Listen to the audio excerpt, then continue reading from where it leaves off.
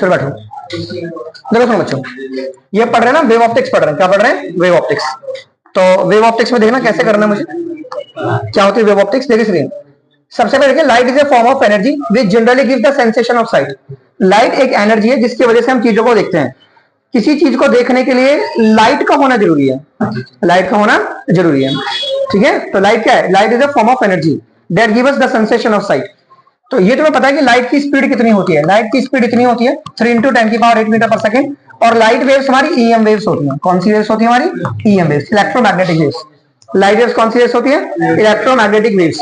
और लाइट को चलने के लिए किसी मीडियम की आवश्यकता नहीं होती है। लाइट वैक्यूम में भी जा सकती है। Light can even travel in vacuum. Light can even travel in ऊपर ऊपर, हाँ, लाइट वैक्यूम में भी जा सकती है। ठीक है, तो डिफरेंट थ्योरीज जो लाइट के बारे में दी गई हैं, एक तो देखिए सुनिए, ऑप्टिकल फिनोमिना एक्सप्लेन और not explain by the different theories of the light. दूसरी वेव फ्रंट, ये हमें पढ़ना। ठीक है, तो इसमें हमें पढ़ना बच्चों, light is a form of energy which generally give us the sensation of site. तो लाइट की वजह से हम चीजों को देखते हैं। तो हम पढ़ रहे हैं वेव ऑप्टिक्स चैप्टर। तो वेव ऑप्टिक्स में जनरली वेव क्या है बताओ। मतलब जो थ्योरी थी ना, न्यूटन ने थ्योरी दी थी, वो न्यूटन की थ्योरी थी कॉर्पस्कुलर थ्योरी। तो कॉर्पस्कुलर थ्योरी थी रेक्टिलिनियर प्रोपेगेशन ऑफ लाइट। मतलब न्यूटन ने थ्योरी दी, न्यूटन ने बोला लाइट सीधी चलती है और लाइट का सीधा चलना होता है rectilinear propagation of light. Rectilinear propagation of light का सीधा चलना। तो उसने बोला न्यूटन ने लाइट सीधी चलती है। पर हाइजन जो था उसने बोला नहीं, गलत कह रहे हो, लाइट सीधी नहीं चलती है, लाइट तो वेव की तरह चलती है। किसकी तरह? और वेव की तरह। Light travel in A hypothetical medium ether. Ether एक मीडियम है, हाइपोथेटिकल मीडियम हमें सिर्फ माना हुआ है। जैसे ये हमारा सन है और ये अर्थ है, तो बीच में कोई मीडियम नहीं है, लेकिन एक मीडियम है, हाइपोथेटिकल है सिर्फ, उसे ईथर कहते हैं। क्या कहते हैं उसे? उसमें इलास्टिसिटी होती है और उसकी डेंसिटी कम होती है। ठीक है, उसकी इलास्टिसिटी होती है, उसकी डेंसिटी क्या होती है? कम होती है। अच्छा, किसी वेव को चलने के लिए ना मीडियम के पास इलास्टिसिटी का गुण होना चाहिए। ठीक है, किसी वेव को चलने के लिए इलास्टिसिटी का गुण होना चाहिए। ठीक है, और डेंसिटी कम होनी चाहिए, डेंसिटी खुली खुली जगह होनी चाहिए, तो वेव ट्रैवल करेगी। तो हाइजन ने बोला कि नहीं, लाइट सीधी नहीं चलती है, लाइट वेव के रूप में चलती है। जैसे हमारे पास एक महल जैसा घर है और उसमें 100 कमरे हैं, अगर आप एक खिड़की खोल दोगे तो हर कमरे में रोशनी पड़ जाएगी। ठीक है, तो लाइट वेव की तरह चलती है, फैल की तरह जैसे पानी चलता है। ठीक है, तो जो जिस मतलब लाइट ऐसे मीडियम में चलती है, वो एक हाइपोथेटिकल मीडियम है, उसे ईथर कहते हैं। क्या कहते हैं उसे? ईथर। अब उस मीडियम की डेंसिटी लो होती है और उसकी इलास्टिसिटी होती है। तो किसी वेव को चलने के लिए मीडियम के पास से गुण होना चाहिए इलास्टिसिटी का, इलास्टिसिटी का। ठीक है, अब ये पढ़ेंगे हम। नेक्स्ट मेन चीज तो हमें यही पढ़नी है इसके अंदर, कौन सी? Huygens wave theory. मैक्सवेल आप पढ़ चुके हो चैप्टर 8 में कि मैक्सवेल ने इलेक्ट्रोमैग्नेटिक वेव थ्योरी दी कि लाइट इलेक्ट्रोमैग्नेटिक वेव्स के रूप में चलती है। किसके रूप में चलती है? इलेक्ट्रोमैग्नेटिक वेव्स के रूप में चलती है। और आइंस्टीन ने बोला क्वांटम थ्योरी लाइट पैकेट के रूप में हमारे पास आती है, और उन पैकेट को फोटोन के पैकेट कहते हैं। क्या कहते हैं उन्हें? फोटोन के पैकेट कहते हैं, पैकेट के रूप में हमारे पास आती है। बाकी डी ब्रॉगली ने बोला कि लाइट जो है पार्टिकल भी है और वो वेव भी है, पार्टिकल भी है और वो, तो सारे साइंटिस्टों ने आपने समझ लिया। ठीक है, लाइट पैकेट के रूप में आती है, किसने बोला? आइंस्टीन ने। Einstein quantum theory light packet के रूप में चलती है, डी ब्रॉगली लाइट पार्टिकल भी है, वेव भी है, और Maxwell theory light electromagnetic waves है। लाइट क्या है? Electromagnetic waves. यहाँ पे हम वेव ऑप्टिक्स पढ़ेंगे, तो जिसमें हम वेव फ्रंट के बारे में ज्यादा पढ़ेंगे। ठीक है, रेक्टिलिनियर प्रोपेगेशन ऑफ लाइट है, ये सब पढ़ लेना। इट्स नॉट आपको पढ़ना है type of wave front. Type of पहले पढ़ना आपको वेव फ्रंट। वेव फ्रंट क्या होता है? वेव फ्रंट माने जैसे ये एक लोकस है, इसे लोकस कहते हैं, और मान लीजिए इस पर बहुत सारे पॉइंट है, बहुत सारे पॉइंट है, और ये सब सेम फेज में वाइब्रेट कर रहे हैं। मतलब ये भी 90 डिग्री पे वाइब्रेट कर रहे हैं, ये भी 90 डिग्री पे वाइब्रेट कर रहे हैं। देखो सुनो, जैसे ये एंगल आपको पता है ना 90 डिग्री होता है, ये एंगल 90 डिग्री होता है। अब मान लो इस एंगल पे मौजूद 100 पार्टिकल्स हैं, ये 100 पार्टिकल्स हैं जो इस एंगल पे वाइब्रेट कर रहे हैं। अब उनका एक लोकस बना दो। क्या बना दो? एक लोकस। तो ये वेव फ्रंट है। तो वेव फ्रंट क्या होता है? Continuous locus of all those points which are vibrating in a medium with constant phase. ठीक है, देखो सुनो, ये 90 डिग्री एंगल पे वाइब्रेट करने वाले ऐसे 100 पार्टिकल्स हैं जो इस एंगल पे यूं वाइब्रेट कर रहे हैं। अब इनका हमने एक लोकस बना दिया। क्या बना दिया? एक लोकस। तो ये लोकस उन सभी पॉइंट्स का है जो सेम फेज पर है। ये लोकस किसका है? उन सभी पॉइंट्स का है जो सेम फेज पर है। मतलब अगर मैं दो पॉइंट की बात करूं, इसकी और इसकी, तो दोनों का फेज सेम है, तो इनका फेज डिफरेंस कितना हो गया? 0। इसका फेज और इसका फेज, दोनों का फेज सेम है, तो फेज का डिफरेंस कितना हो गया? 0 हो गया। क्या हो गया? तो एक वेव फ्रंट पे मौजूद दो पार्टिकल का फेज डिफरेंस कितना होता है? 0, क्योंकि सभी का सेम फेज होता है ना, सभी एक एंगल पे वाइब्रेट कर रहे हैं, तो फेज डिफरेंस क्या हो गया? 0। तो वेव फ्रंट क्या होता है? वेव फ्रंट होता है continuous locus of all those points which are vibrating in the same phase, which are vibrating in the same phase। तो उसे क्या कहते हैं? Wave front. क्या कहते हैं उसे हम? Wave front. अरे बोलो बच्चों, वेव फ्रंट का पहला definition, what is the phase difference between two particles on the wave front? Zero. क्या है? जीरो। अब वेव फ्रंट कैसे कैसे हो सकते हैं? देखिए, ये स्फेरिकल वेव फ्रंट है। अगर पॉइंट सोर्स है, लाइट का ऐसा सोर्स है, तो उससे बनेगा स्फेरिकल वेव फ्रंट, तो ये स्फेरिकल वेव फ्रंट बन जाएगा। अगर पॉइंट सोर्स है लाइट का, तो वेव फ्रंट कैसे बनेगा? स्फेरिकल बनेगा। क्या बनेगा? स्फेरिकल बनेगा। ठीक है, वेव फ्रंट कैसे बनेगा? स्फेरिकल। ठीक है, और अगर हमारे पास लाइन सोर्स है ऐसे, तो वेव फ्रंट बनेगा हमारा सिलेंड्रिकल। वेव फ्रंट कैसे बनेगा हमारा? सिलेंड्रिकल। तो ध्यान देना, लाइन सोर्स है तो सिलेंड्रिकल वेव फ्रंट बनेगा, और अगर पॉइंट सोर्स है तो स्फेरिकल वेव फ्रंट बनेगा। ये हाइजन ने बताया कैसे बनेगा, अभी बताऊंगा कैसे बनेगा वेव फ्रंट। ठीक है, और अगर सोर्स फार अवे है, मतलब ये पैरेलल रेज है और पैरेलल रेज इन्फिनिटी से आती है, मतलब सोर्स फार अवे है, तो सोर्स फार अवे है तो प्लेन वेव फ्रंट बनेगा। तो this is your plane wave front. तो तीन बात याद रखना, अगर सोर्स फार अवे होगा तो वेव फ्रंट कैसे बनेगा? Plane wave front. और अगर पॉइंट सोर्स होगा तो कैसे बनेगा? स्फेरिकल। और लाइन सोर्स होगा तो cylindrical. And source far away होगा तो प्लेन वेव फ्रंट बनेगा। ठीक है, कैसे बनेगा? Plane wave front. क्योंकि पैरेलल रेज कहां से आती है? इन्फिनिटी से आती है। तो अगर ये लाइट रेज है तो ये वेव फ्रंट है, मतलब रेज का वेव पे 90 डिग्री एंगल है। क्योंकि अगर ये रेज है और ये वेव फ्रंट है, तो इनके बीच में कितना एंगल है? 90 डिग्री। कितना एंगल है? 90 डिग्री। अब ये वेव फ्रंट बनते कैसे, उसके बारे में पढ़ना, हाइजन ने बताया था। देखिए सुनिए, पहला पॉइंट देखिए, हाइजेंस प्रिंसिपल। ठीक है, हाइजेंस प्रिंसिपल से हमें ये हाइजेंस प्रिंसिपल है, every point on the wave front act as a source of new disturbance called secondary wavelengths. Wave front पे मौजूद हर एक पॉइंट, जैसे ये एक वेव फ्रंट है, अब इस वेव फ्रंट पे मौजूद हर एक पॉइंट, जैसे ये एक पॉइंट है, ये एक पॉइंट है, ये पॉइंट है, इस वेव फ्रंट पे मौजूद हर एक पॉइंट एक न्यू डिस्टर्बेंस क्रिएट करेगा। Every point on the given wave front act as a source of new disturbance, मतलब हर पॉइंट एक न्यू डिस्टर्बेंस क्रिएट करेगा। ठीक है, और अपनी सेकेंडरी वेवलेट्स बनाएगा। ये अपनी सब सेकेंडरी वेवलेट्स बनाएंगे। देखो, ये सेकेंडरी वेवलेट्स बना दी ने। ठीक है, विच ट्रेवल इन ऑल डायरेक्शन, ये ऑल डायरेक्शन में ट्रेवल करेंगी। देखो, ये हमारा वेव फ्रंट है, ये वेव फ्रंट है, इस पे मौजूद हर एक पॉइंट अपनी सेकेंडरी वेवलेट्स बनाएगा। ये सेकेंडरी वेवलेट्स है, एक न्यू डिस्टर्बेंस यहां से क्रिएट होगा, ये एक सेकेंडरी वेवलेट्स बनाएगा जो सभी डायरेक्शन में ट्रैवल करेंगी लाइट की वेलोसिटी से, लाइट की वेलोसिटी से। A surface touching these secondary wavelets, मतलब अगर आप एक टेंजेंट खींचोगे इन द फॉरवर्ड डायरेक्शन, ऐसे एक tangent in the forward direction give the direction of the new wave front, तो एक न्यू वेव फ्रंट मिल जाएगा। A surface touching these secondary wavelet tangentially in the forward direction at any instant give the new wave front at that instant, this is called the secondary wave front. समझ आ गया? तो ये क्या कह रहा है कि each point on the wave front behave as a secondary source of light. ये हर पॉइंट जो वेव फ्रंट पे है, ये एक सेकेंडरी सोर्स है, फ्रेश सोर्स है लाइट का, एक वेव का एक फ्रेश सोर्स है। ठीक है, सेकेंडरी सोर्स ऑफ लाइट है जो मीडियम में ट्रैवल करेगा। ठीक है, with the velocity of light. अब एक टेंजेंट खींचेंगे फॉरवर्ड डायरेक्शन में जो नया वेव फ्रंट बनाएगा, ये आपका सेकेंडरी वेव फ्रंट है। ये प्राइमरी है क्योंकि इससे सेकेंडरी है। अब ये एक, इसका भी हर एक सोर्स एक नया वेव फ्रंट बनाएगा, इसका भी एक नया सोर्स सेकेंडरी वेवलेट बनाएगा, और एक टेंजेंट खींचेंगे फॉरवर्ड डायरेक्शन में तो एक नया वेव फ्रंट बनेगा।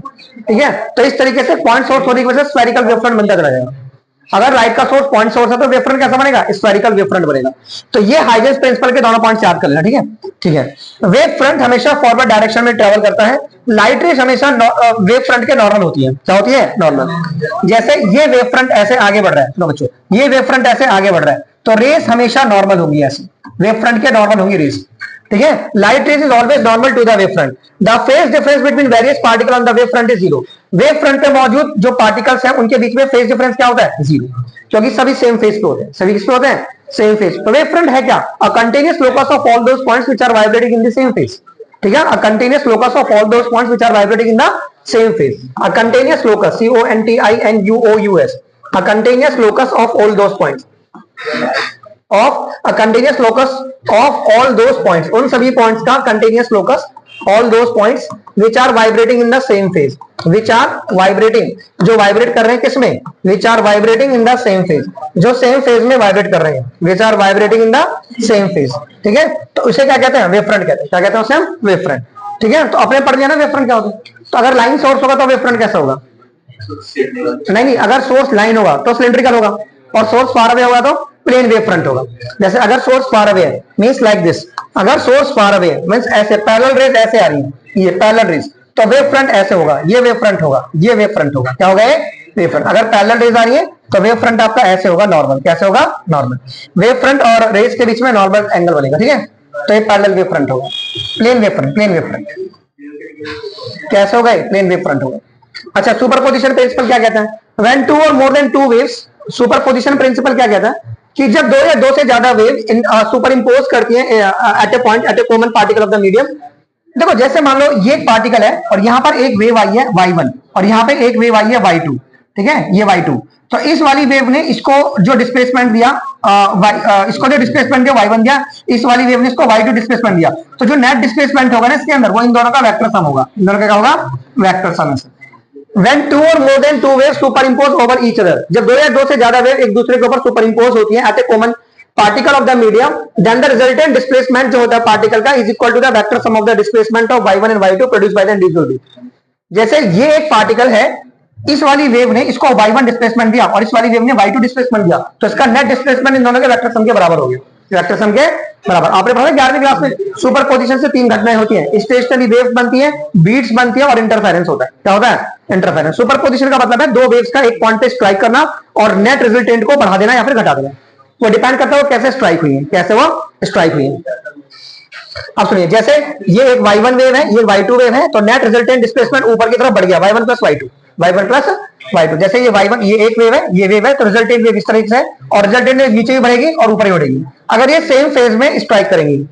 ठीक है, देखो ये पता क्या कह रहा है, ये कह रहा है मान लो जैसे ये हमारी एक वेव है, मान लो ये हमारी एक वेव है, सुनिए ये एक वेव ऐसे है, ये ऐसे, और दूसरी वेव ऐसे है, ये वेव ऐसे ऐसे, ये क्रस्ट है और ये क्रस्ट है और ये ट्रफ है और ये ट्रफ है। तो जब ये सेम फेज समझते हो, इनमें फेज डिफरेंस नहीं है, अगर ये π/2 है तो ये भी π/2 है और ये पाई है तो ये भी पाई है, सेम फेज है। तो जब ये सेम फेज में सुपर इंपोज होंगी तो ये ऊपर से भी बढ़ जाएंगी और नीचे से भी बढ़ जाएंगी ऐसे।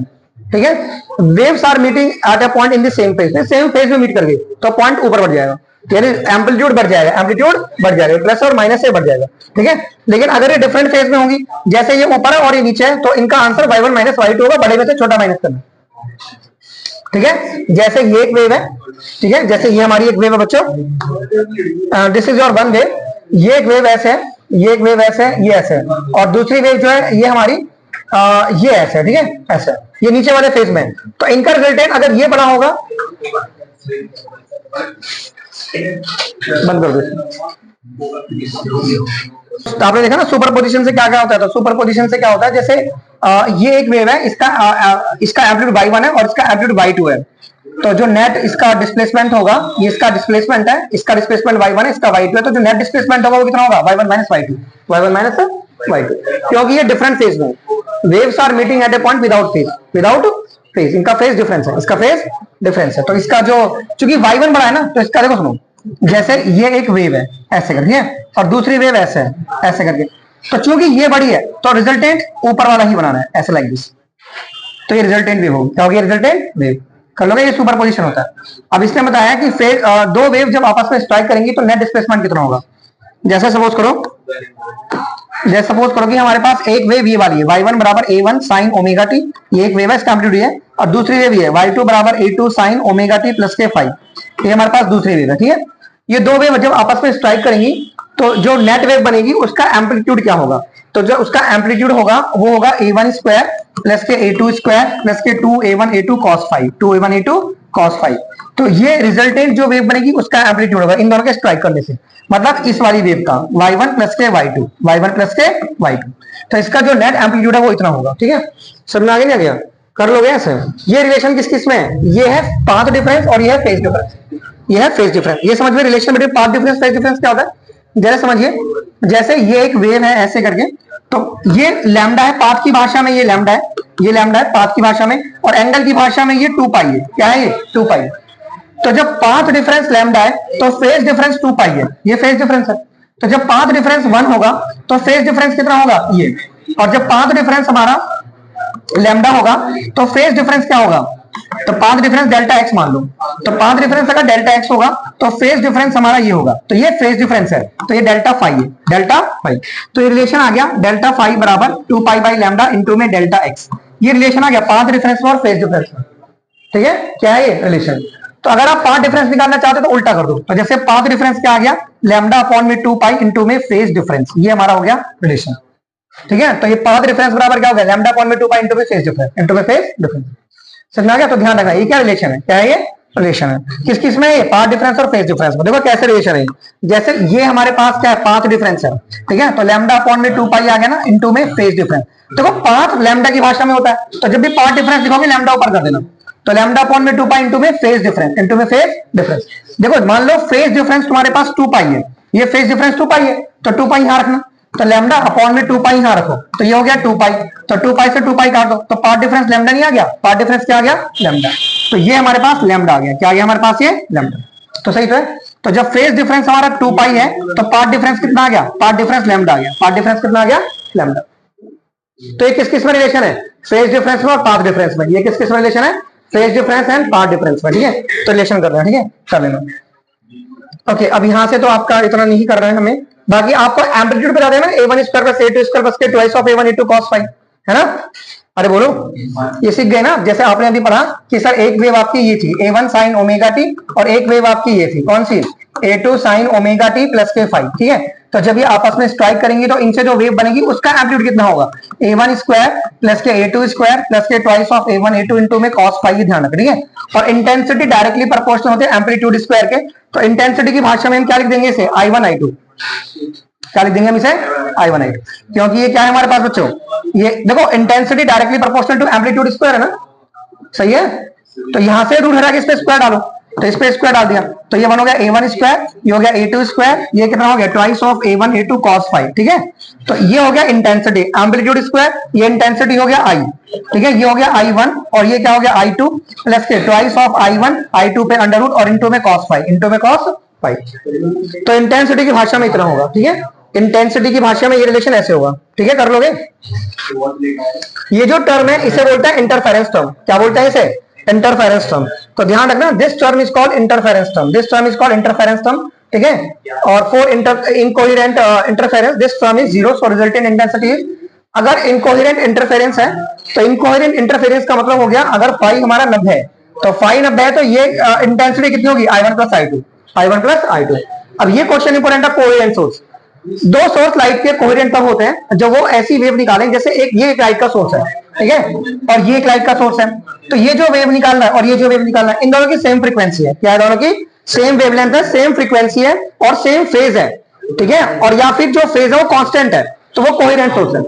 यानी ये दो सोर्स लाइट के कोहेरेंट कब होंगे, जब इन दो से निकलने वाली वेव की सेम फ्रीक्वेंसी, सेम वेवलेंथ और जो फेज है वो कांस्टेंट होगा, क्या होगा, सेम फेज होगा। और अगर सेम फेज होगा और having a constant phase difference, उनका फेज डिफरेंस कांस्टेंट होगा। फेज डिफरेंस क्या होगा, फेज समझते हो, फेज क्या होता है, फेज ये होता है, जैसे मान लो ये एक वेव है ना और ये एक वेव है, दोनों सेम फेज में है, क्योंकि जिस टाइम पे ये 0 उस टाइम पे ये भी 0 है, जिस टाइम पे ये 90 उस टाइम पे ये भी 90 है, ये सेम फेज हो गया। और डिफरेंट फेज कैसे हो गया, जैसे ये एक वेव है, ठीक है, और ये एक वेव है, ऐसे करके, तो ये एक डिफरेंट फेज हो गया। क्योंकि यहां पर तुमने क्या देखा, जब ये 0 है, जब मतलब जब ये 90 है, जिस टाइम पे 90 है उस टाइम पे ये माइनस 90 है, माइनस क्या है 90, ये डिफरेंट फेज है। डिफरेंट क्या है, ये फेज, ये नीचे की तरफ है ऊपर की तरफ है, नेगेटिव है ये पॉजिटिव है, डिफरेंट फेज है, क्या डिफरेंट फेज। तो to coherent source, coherent source क्या होता है, दो सोर्स लाइट के कोहेरेंट तब होते हैं जब उनसे निकलने वाली वेव की सेम फ्रीक्वेंसी, सेम वेवलेंथ हो और फेज डिफरेंस कांस्टेंट हो या फिर सेम फेज हो, क्या हो, सेम। तो ये पता रखना, कोहेरेंट सोर्स के बारे में पूछते हैं वो, ठीक है। Two coherent source are produced from a single source of light by adopting one of the following two, ठीक है। तो कोहेरेंट सोर्स कैसे बनाएंगे, जो लेजर लाइट है वो कोहेरेंट होती है, मोनोक्रोमेटिक होती है, लेजर लाइट कोहेरेंट होती है। टू सोर्स ऑफ लाइट इसकी फ्रीक्वेंसी सेम नहीं है और फेज डिफरेंस भी जो है वो कांस्टेंट नहीं है, तो वो नॉन कोहेरेंट होते हैं। The light emitted by two independent source is non-coherent and interference phenomena cannot be produced by such two sources. देखो, the light emitted by two independent sources, अगर दो इंडिपेंडेंट सोर्स हैं जैसे कैंडल और bulbs, ठीक है, ये तो इंडिपेंडेंट सोर्स है, तो इनसे निकलने वाली लाइट क्या है, नॉन कोहेरेंट है। और इंटरफेरेंस फिनोमिना, नॉन कोहेरेंट जो लाइट है वो नहीं प्रोड्यूस कर सकती, जो सोर्स कोहेरेंट है वो इंटरफेरेंस फिनोमिना प्रोड्यूस कर सकते हैं। क्या कर सकते हैं, इंटरफेरेंस फिनोमिना प्रोड्यूस कर सकते हैं, ठीक है। तो ये कैंडल और बल्ब्स हो गए, तो ये क्या हो गए, दो इंडिपेंडेंट सोर्स हो गए, कैंडल और बल्ब्स, ये इंडिपेंडेंट अलग अलग है, तो इनसे निकलने वाली लाइट क्या होगी, इनकोहेरेंट होगी, तो ये इंटरफेरेंस नहीं कर सकते। इंटरफेरेंस क्या होता है, तो इंटरफेरेंस क्या होता है, इंटरफेरेंस का मतलब होता है, जैसे मान लीजिए ये हमारे पास एक वेव है, इंटरफेरेंस क्या होता है, इंटरफेरेंस जैसे ये एक वेव है ऐसे करके ऐसे, और दूसरी वेव यहां से चली है, मान लीजिए दूसरी वेव यहां से चली है ऐसे ऐसे, और ये वेव ऐसे आगे बढ़ रही है ऐसे। तो तुमने देखा कि इनमें डिफरेंस कितने का है, सर लैम्डा की भाषा में, तो पाथ की भाषा में लैम्डा का डिफरेंस है, जब इसका लैम्डा पूरा हो गया इसका लैम्डा स्टार्ट हुआ है।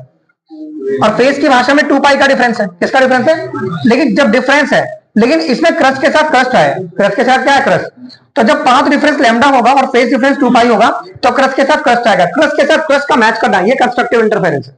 कैसा इंटरफेरेंस है, कंस्ट्रक्टिव। तो इसके लिए पाथ डिफरेंस कितना होना चाहिए, पाथ डिफरेंस या तो लैम्डा होना चाहिए या 2 लैम्डा होना चाहिए। तो यानी जनरल भाषा में पाथ डिफरेंस एल लैम्डा होना चाहिए।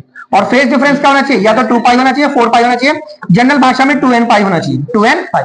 तो ये फेज डिफरेंस है और ये पार्ट डिफरेंस है कंस्ट्रक्टिव इंटरफेरेंस के लिए। कंस्ट्रक्टिव का मतलब होता है क्रस्ट के साथ क्रस्ट मैच करना, ट्रफ के साथ ट्रफ मैच करना, ठीक है, तो कंस्ट्रक्टिव है, ठीक है। तो ध्यान रखना कंस्ट्रक्टिव के लिए क्या होगा। डिस्ट्रक्टिव क्या होता है, सुनिए, जैसे ये एक वेव है, ये एक वेव ऐसे जा रही है और दूसरी वेव आपकी ऐसे जा रही है, ऐसे लाइक दिस, ऐसे। तो आपने देखा सर इसका ट्रफ है तो इसका क्रस्ट है, तो ये डिस्ट्रक्टिव हो गया। क्या हो गया, तो इसमें पाथ डिफरेंस कितना है, ये पाथ डिफरेंस लैम्डा बाई 2 है और फेज की भाषा में पाई है, फेज की भाषा में क्या पाई, यानी जब पाथ डिफरेंस हमारा 2n माइनस 1 लैम्डा बाई 2 होगा, ये हमारा पाथ डिफरेंस है। क्या है हमारा, ये पाथ डिफरेंस है, ठीक है। तो जब पाथ डिफरेंस इतना होगा तो हमारा डिस्ट्रक्टिव इंटरफेरेंस होगा, और जब n लैम्डा होगा तो कंस्ट्रक्टिव इंटरफेरेंस होगा, पाथ डिफरेंस। ऐसी फेज डिफरेंस हमारा 2n पाई होगा तो कंस्ट्रक्टिव इंटरफेरेंस होगा, और फेज की भाषा में ये कितना है, पाई। तो इसे ऐसे बैलेंस करो, पाई को ऐसे, n की वैल्यू 1 रखोगे तो पाई आएगा ना। देखो अगर ये फेज डिफरेंस है तो ये डिस्ट्रक्टिव इंटरफेरेंस है, ठीक है, और अगर ये फेज डिफरेंस है तो कंस्ट्रक्टिव है। तो कंस्ट्रक्टिव के लिए अब मैं कुल मिला के बताता हूँ, कुल मिला के बताओ डिस्ट्रक्टिव कंस्ट्रक्टिव। देखिए n lambda and 2n pi, 2n पाई एक तो ये, and 2n minus 1 lambda by 2 and 2n minus 1 into में पाई। ये पाथ डिफरेंस है, ये फेज डिफरेंस है कंस्ट्रक्टिव इंटरफेरेंस के लिए, ये डिस्ट्रक्टिव इंटरफेरेंस के लिए फेज डिफरेंस और पाथ डिफरेंस। ये कंडीशन याद रखी है। इंटरफेरेंस दो तरह के होते हैं, जो सुपर पोजिशन होता है इंटरफेरेंस। इंटरफेरेंस मींस वेव मिल कैसे रही है, क्रस्ट के साथ क्रस्ट, ट्रफ के साथ ट्रफ, तो कंस्ट्रक्टिव हो गया। तो उसके लिए पार्ट डिफरेंस फेज डिफरेंस इतना होना चाहिए, और क्रस्ट के साथ ट्रफ मिल रहा है कि ट्रफ के साथ क्रस्ट मिल रहा है, डिस्ट्रक्टिव हो गया। क्रस्ट के साथ क्रस्ट, ट्रफ के साथ ट्रफ, तो कंस्ट्रक्टिव हो गया ना। और अपोजिट में मिल रहा है तो डिस्ट्रक्टिव इंटरफेरेंस हो गया। इंटरफेरेंस दो तरह के होता है, constructive and destructive, constructive and destructive. Coherent source भी आप समझ गए, ठीक है, कोहेरेंट सोर्स क्या होता है, इंटरफेरेंस समझ गया, कंस्ट्रक्टिव का डिस्ट्रक्टिव मैंने बता दिया आपको, ठीक है। बोलो ये क्या, कंस्ट्रक्टिव और डिस्ट्रक्टिव इंटरफेरेंस हो गए।